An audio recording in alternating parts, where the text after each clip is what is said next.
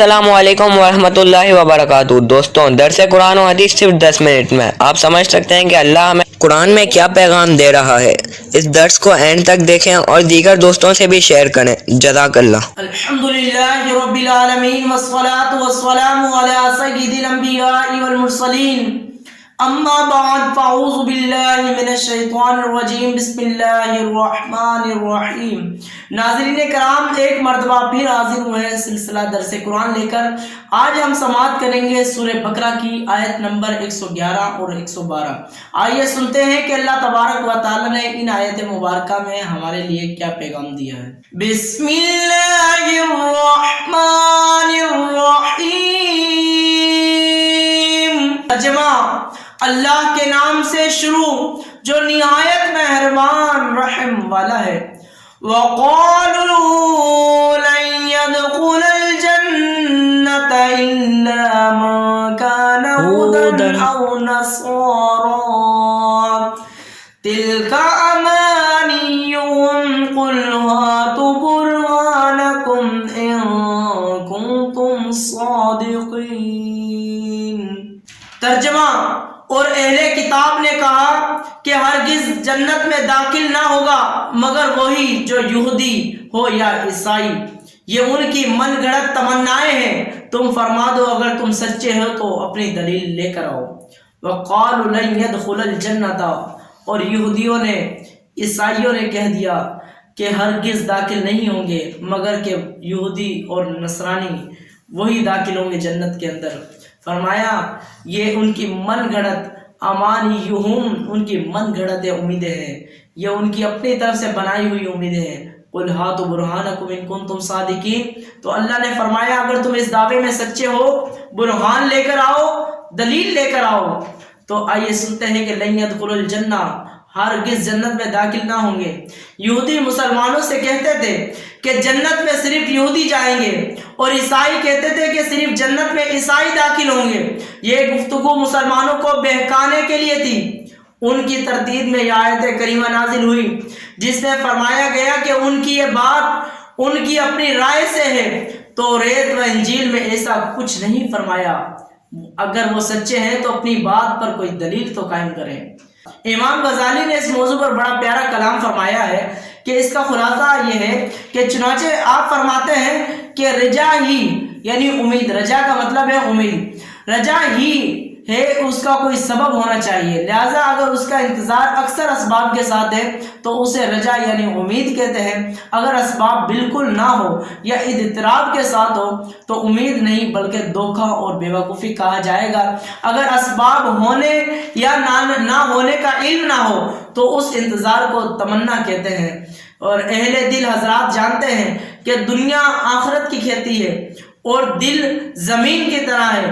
ایمان اس میں بیج کی حیثیت رکھتا ہے، اور عبادت زمین کو الٹ پلٹ کرنے، صاف کرنے، نہریں کھودنے اور ان زمینوں میں پانی جاری کرنے کی طرح ہے، اور دل جو دنیا میں غرق اور ڈوبا ہوا ہے بنجر زمین کی طرح ہے جس میں بیج کوئی پھل نہیں لاتا۔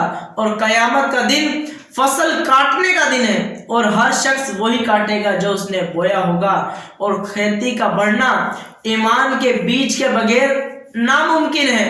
اور جب دل میں خباثت اور برے خیالات اخلاق ہوں گے تو ایمان بہت کم نفع دیتا ہے۔ جیسے بنجر زمین میں بیج سے فصل پیدا نہیں ہوتی، تو مناسب یہی ہے کہ آدمی مغفرت کی امید رکھنے کو کھیتی والے پر قیاس کیا جائے، یعنی جو شخص اچھی زمین حاصل کرتا ہے اور اس میں عمدہ بیج ڈالتا ہے جو نہ تو خراب ہوتا ہے اور نہ ہی بدبودار، اور پھر اس کی تمام ضروریات کو پورا کرتا ہے۔ ضروریات سے مراد وقت پر پانی دیتا ہے، وقت پر جو ہے وہ زمین کو کانٹوں اور گھاس بھوس ان چیزوں سے بچاتا ہے، ان تمام خرابیوں سے پاک کرنا جو بیج کو بڑھنے سے روکتی ہیں یا خراب کر دیتی ہیں۔ تو جو یہ سب کام کرے پھر اللہ تعالیٰ کے فضل کا منتظر ہو کر بیٹھ جائے اور وہ زمین کو بجلی کی گرج اور دیگر آفات سے بچائے گا یہاں تک کہ کھیتی اپنی تکمیل کو پہنچ جائے گی، تو اس انتظار کو رجا یعنی امید کہتے ہیں۔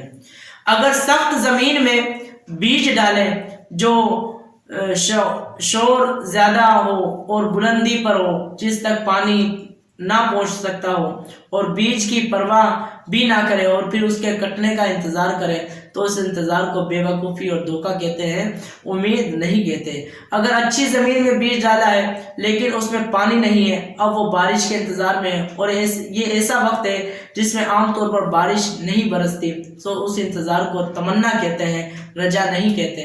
تو غور رجا کا لفظ کسی ایسی پسندیدہ چیز کے انتظار پر صادق آتا ہے جس کے لیے وہ تمام اسباب تیار کر دیے گئے ہوں جو بندے کے اختیار میں ہیں، صرف وہی اسباب باقی رہ گئے جو بندے کے اختیار میں نہیں ہیں، تو اللہ کا فضل ہے جس کی وجہ سے تمام نقصانات اور فاسد کرنے والے اسباب کھیتی سے دور ہو جاتے ہیں۔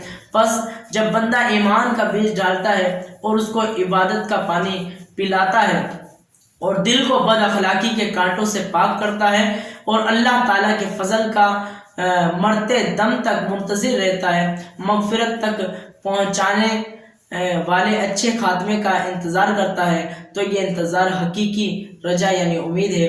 یہ ذاتی طور پر قابل تعریف ہے۔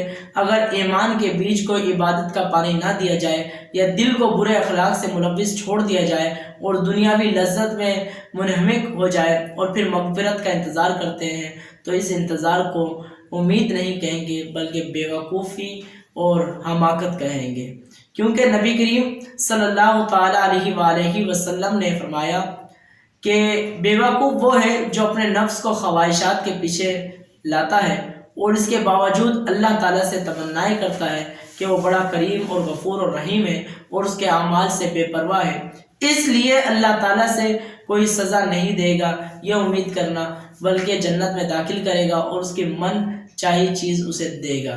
ہم کیا کرتے ہیں کہ ہم برے کام بھی کرتے ہیں، گناہوں میں بھی ہوتے ہیں اور آیت مبارکہ پڑھتے ہیں کہ اللہ نے فرمایا لا تقنطوا من رحمت اللہ، میری رحمت سے نا امید نہ ہونا۔ بالکل اللہ تعالیٰ کی رحمت سے نا امید نہیں ہونا چاہیے۔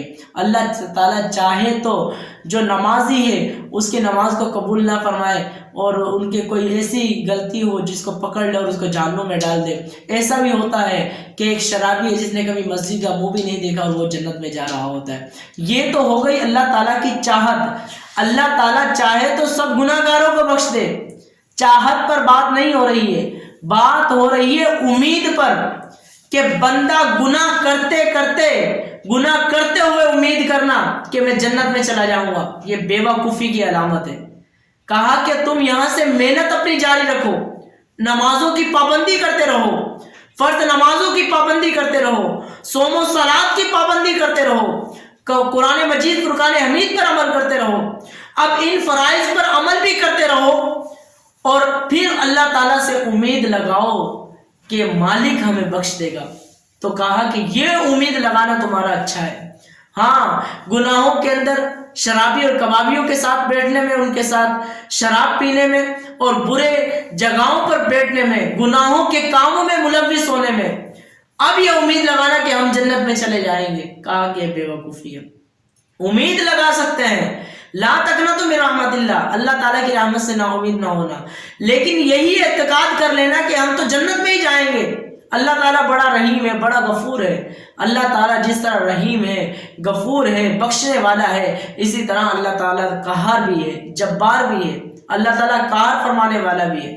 تو اللہ تعالیٰ کی خفیہ تدبیر سے ڈریے۔ اللہ تبارک و تعالیٰ ہمیں سمجھنے کی توفیق عطا فرمائے۔ آمین بجاہ نبی صلی اللہ تعالیٰ علیہ وآلہ وسلم۔ برائے مہربانی اس ویڈیو کو لائک کر دیں، چینل کو سبسکرائب کر کے بیل آئیکن دبا دیں تاکہ آپ کو آنے والی ویڈیو کی نوٹیفیکیشن ملتی رہے۔ جزاک اللہ خیرہ، اللہ آپ کو درس دیکھنے کا اجر عطا فرمائے، آمین۔